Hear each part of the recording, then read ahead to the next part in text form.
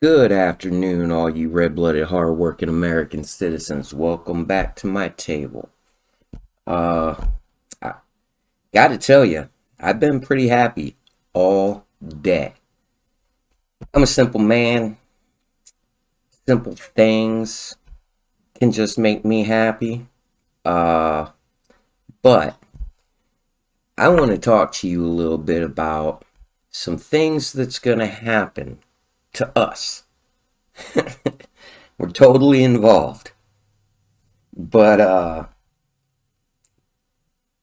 some people might be like, shucks, that affects me in a negative way.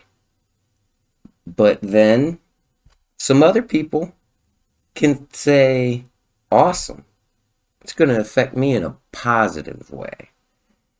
It has to do with workers that move weight, because everything weighs something, and if the only thing you're moving in weight is your own body mass, then I'm sorry, but you're probably not gonna like this too much, but you should still watch it by all means, so that way you can have an understanding of it, kind of what's going on.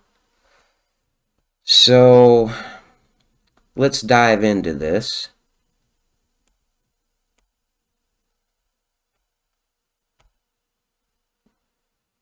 Yes, I know it's Jimmy Dore. I'm going to throw him out there as much as I can to you folks, because I believe he's got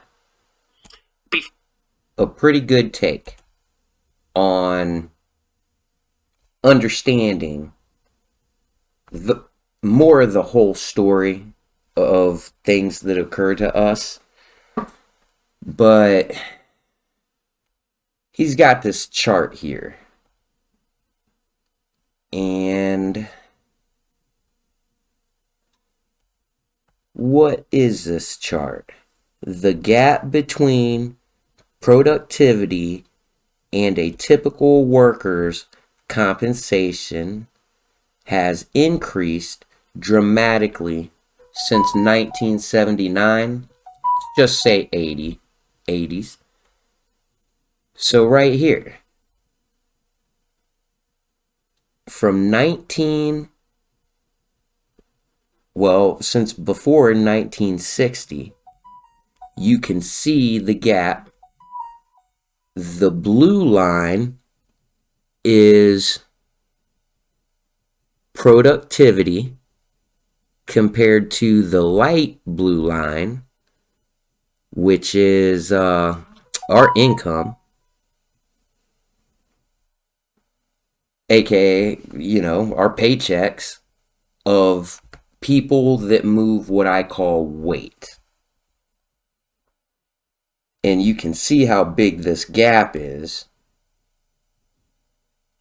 Now, by all means, this gap is the reason why a few can have yachts, personal airplanes, personal helicopters, 4 or 5 mansions, any sports car that they want, compared to us not being able to have that. So this is what's been occurring through, I know, my whole lifetime. Well, most of my life, all of my working lifetime. That's a little something for you folks to think about. Now, us workers, the ones that move weight, we know that this has been occurring. We've been seeing it. We have been working through it. But I know for a fact there's a lot of people getting tired. I'm 45. And I know every job I ever worked at, I gave 110%. I tried to learn as much as I can, do the best that I can, and inevitably, when you do that, when you apply yourself in that fashion, you get good at it, and then I get good enough at it that I can look and see where I want to go next to go try to learn as much as possible of whatever industry I'm in. So that's real. My question to you, red-blooded, hard-working American citizens, is what's it gonna take for you to want to do something different than what you've been doing to kind of close this gap up? Now, regardless, the gap has been growing. And it's not going to change until we collectively come together and do something. What I say is we do this. This is my congressman card. Yes, I want to become your United States Senator, so that way we have at least somebody in Washington that's willing to, well, actually, fight for us. And by all means, it takes your help. Why? Because I refuse to be a bought and paid for Democrat or Republican. Because we all know that Democrats and Republicans get money from what's called lobbyists, and the lobbyists get their money from the wealthiest people on the planet, the ones who call themselves globalists, some of which are paying our congressmen, and they don't even have American citizenship. So that's facts, folks. So let's go back here. And there's something called the WEF, the World Economic Forum. This is a group of pretty much globalists, leaders of countries, congressmen, representatives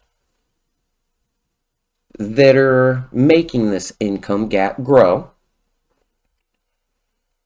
So right here, let's just take a listen to something they said about a week ago when they had their meeting in Davos, Switzerland. And they all took their private planes and yachts to get there. Let's hear about what a Canadian wants to talk about us, the workers. And this is what he said when I talked to him about what's going on in the American middle class. We demand a higher paycheck than the rest of the world. So if you're going to demand 10 times the paycheck, you need to deliver 10 times the value. It sounds harsh, but maybe people in the middle class need to decide to take a pay cut. Again, not untrue if you're looking at the dynamics of the global economy, but politically and socially, a very difficult thing.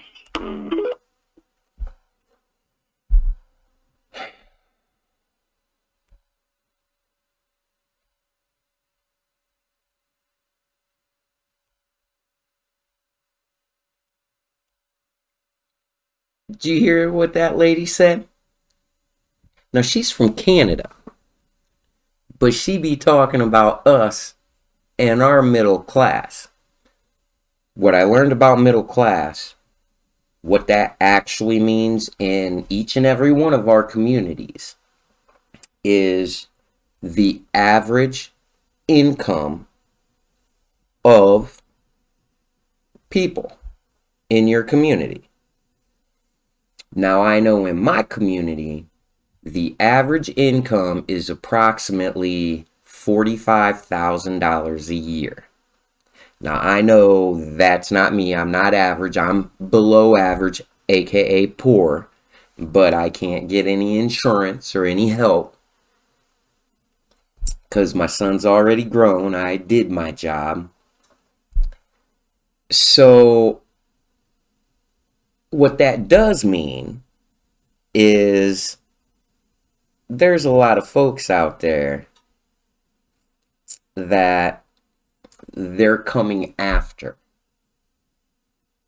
And I believe they're going to come after it rather quickly, especially now that we have a Republican House.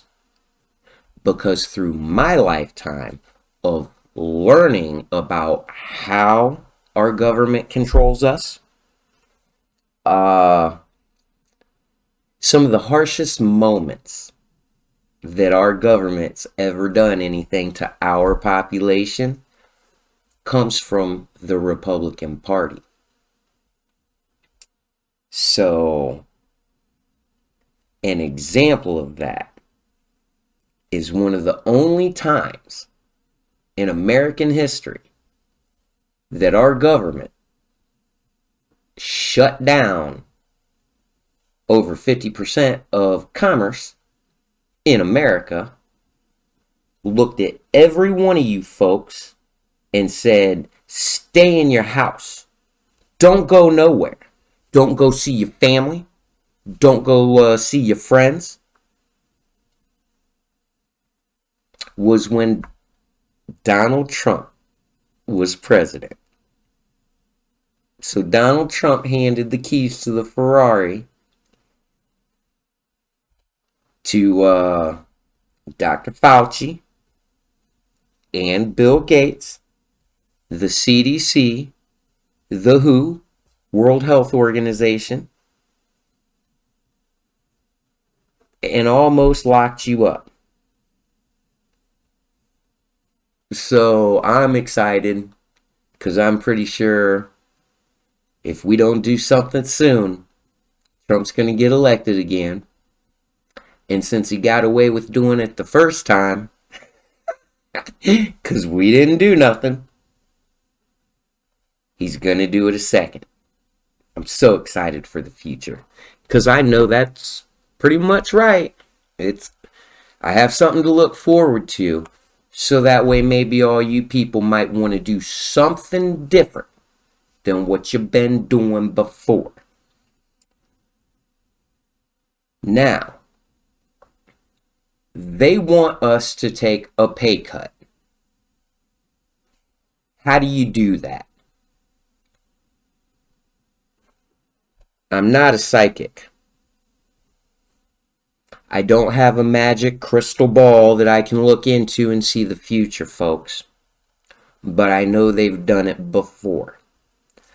This is my example.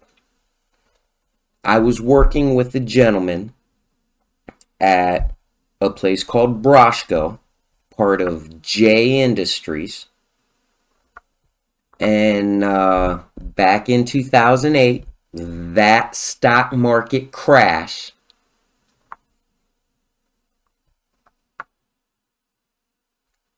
the guy who trained me there in the pivot room, this is after 2008 though, he's teaching me, and I'm doing my job good. So we got time to talk about some things. So he was telling me about how Broshko laid off all their employees because of the stock market crash, the economy's going down. What's happening right now? So he's telling me he got laid off. It was real hard for him to make his house payment. He had a dog. Kind of hard to buy some dog food, right? Just a simple man, though. His house wasn't big. He wasn't trying to be have a mansion or nothing crazy. Uh, but he was laid off, trying to live off of his unemployment, struggling. And he says about, well, what? I think it was around 3 to 6 months later, Broshko ends up calling him back.